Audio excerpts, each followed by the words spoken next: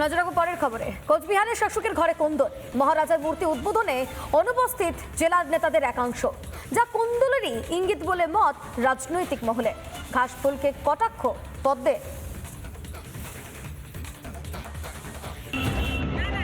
দীর্ঘ প্রতীক্ষার অবসান, কোচবিহারে উদ্বোধন হলো মহারাজা জগদীপেন্দ্র নারায়ণ ভূপ বাহাদুরের মূর্তি।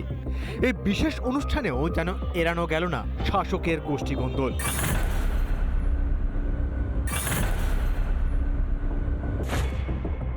মহারাজার মূর্তি উদ্বোধন, প্রদীপ প্রজ্বলন ও মূর্তিতে মাল্যদানের মধ্য দিয়ে শ্রদ্ধা জ্ঞাপন।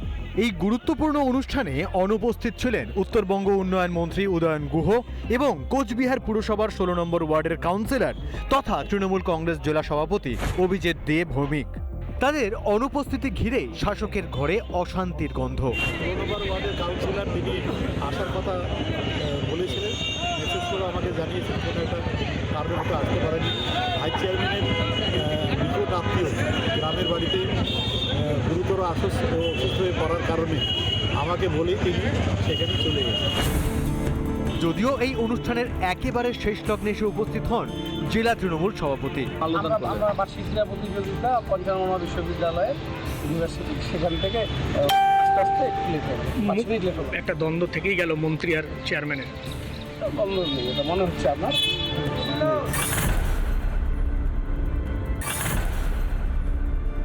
তৃণমূল কংগ্রেসের গোষ্ঠীদ্বন্দ্ব জর্জরিত।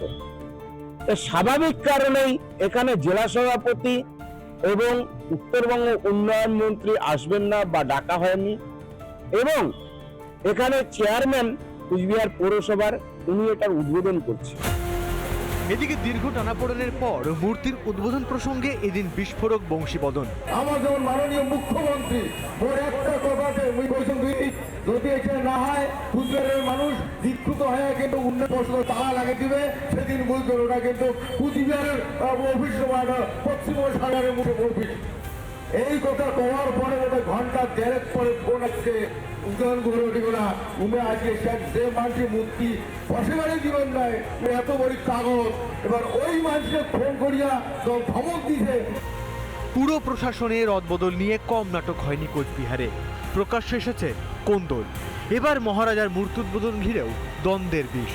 26-এ ঘর সামলাতে পারবে তো শাসক? রিপাবলিক বাংলা। নানা ধরনের কন্টেন্ট দেখার জন্য লাইক করুন, শেয়ার করুন আমাদের ফেসবুক পেজ, সাবস্ক্রাইব করুন আমাদের ইউটিউব চ্যানেল। পাশাপাশি অন্যান্য ব্রেকিং নিউজের জন্য অবশ্যই চোখ রাখুন রিপাবলিক বাংলায়।